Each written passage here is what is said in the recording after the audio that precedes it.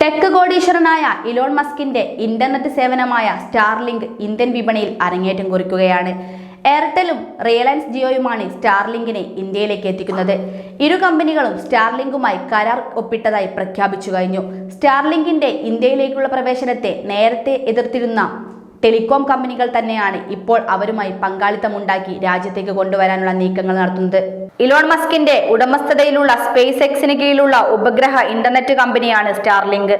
ആയിരക്കണക്കിന് low earth orbit ഉപഗ്രഹങ്ങൾ സ്റ്റാർലിങ്കിനുണ്ട്. ഇത്തരത്തിലുള്ള ചെറു കൃത്രിമ ഉപഗ്രഹങ്ങളിൽ നിന്നും നേരിട്ട് ബ്രോഡ്ബാൻഡ് ഇന്റർനെറ്റ് കണക്ടിവിറ്റി എത്തിക്കുന്ന പദ്ധതിയാണ് സ്റ്റാർലിങ്കിന്റേത്. കാലതാമസമില്ലാതെ ഹൈസ്പീഡ് ഇന്റർനെറ്റാണ് ഇവർ വാഗ്ദാനം ചെയ്യുന്നത്. മിക്ക സാറ്റലൈറ്റ് ഇന്റർനെറ്റ് സേവനങ്ങളും 35,786 കിലോമീറ്റർ ഉയരത്തിലുള്ള ഉപഗ്രഹങ്ങളിൽ നിന്നാണ് വരുന്നത്. ഇത് ലേറ്റൻസി അഥവാ ഉപയോക്താവിനും ഉപഗ്രഹത്തിനുമിടയിലുള്ള റൗണ്ട് ട്രിപ്പ് ഡാറ്റ സമയം ഉയർത്തുന്നുവെന്നാണ് സ്റ്റാർലിങ്ക് അവകാശപ്പെടുന്നത്. എന്നാൽ തങ്ങളുടെ ഉപഗ്രഹങ്ങൾ 550 കിലോമീറ്റർ ഉയരത്തിൽ മാത്രമാണ് ഉള്ളതെന്നും അതുകൊണ്ട് അതിലൂടെയുള്ള ഇന്റർനെറ്റ് സേവനം വളരെ വേഗത്തിലുള്ളതായിരിക്കുമെന്നും അവർ പറയുന്നു.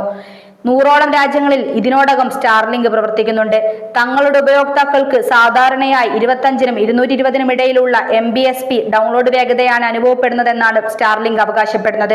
ഭൂരിപക്ഷം ഉപയോക്താക്കളും സെക്കൻഡിൽ 100 MBയിൽ കൂടുതൽ വേഗത അനുഭവിക്കുന്നെന്നും അവർ പറയുന്നു. എന്നാൽ ഇത് ലൊക്കേഷനും സർവീസ് പ്ലാനിനും അനുസരിച്ചൊക്കെ വ്യത്യാസപ്പെടാം. കേബിളുകൾ വഴിയോ മൊബൈൽ ഫോൺ നെറ്റ്വർക്കുകൾ വഴിയോ വൈഫൈ പോലുള്ള ഏതെങ്കിലും ഉപാധികൾ വഴിയോ ആണ് നിലവിൽ ഇന്റർനെറ്റ് ഡാറ്റ നമ്മുടെ ഫോണിലോ കമ്പ്യൂട്ടറുകളിലോ എത്തുന്നത്. ഈ അടിസ്ഥാന സൗകര്യങ്ങളെല്ലാം ഒത്തിണങ്ങിയാൽ മാത്രമേ നിലവിൽ ഇന്റർനെറ്റ് ഡാറ്റ തടസ്സമില്ലാതെ ലഭിക്കുകയുള്ളൂ. എന്നാൽ കൃത്രിമോപഗ്രഹങ്ങളിൽ നിന്നും നേരിട്ട് ഒരു ഇടനിലക്കാരന്റെയും സഹായമില്ലാതെ അതിവേഗ ഇന്റർനെറ്റ് ലഭ്യമാക്കുകയാണ് സാറ്റലൈറ്റ് ബ്രോഡ്ബാൻഡുകൾ. കെ ഫയൽ ന്യൂസ് ഡെസ്കിൽ നിന്നും അനുശ്രീ രാമചന്ദ്രൻ.